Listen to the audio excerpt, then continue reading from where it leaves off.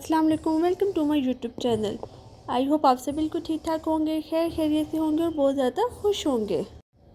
आज मैं आपको बताऊंगी कि जो गरम मसाला है वो किस तरीके से बनाया जाता है। गरम मसाला जो है वो हर खाने की शान होता है और खाने में लाजमी डलता ही डलता है। गरम मसाला बनाने के लिए यहाँ पर मैंने 4 से 5 टेबलस्पून साबुत काली मिर्च ली है, 2 से 3 चम्मच लौंग ली हैं, 3 बड़ी इलायची ली है, 4 से 5 स्टिक्स दालचीनी की ली हैं और इनको छोटे पीसेस में कर लिया है और 2 से 3 चम्मच साबुत ज़ीरा लिया है। और अब इन सब चीज़ों को ग्राइंडर में डाल के ग्राइंड कर लेंगे। गरम मसाला आप डायरेक्ट भी ग्राइंडर में डाल के ग्राइंड कर सकते हैं और अगर आप चाहें तो सारे मसालों को रोस्ट करके भी आप ग्राइंड कर सकते हैं। दोनों ही तरीक़ों से बहुत ही ज़्यादा अच्छी और ज़बरदस्त खुशबू आएगी। और अब हमारा गरम मसाला हो चुका है तैयार।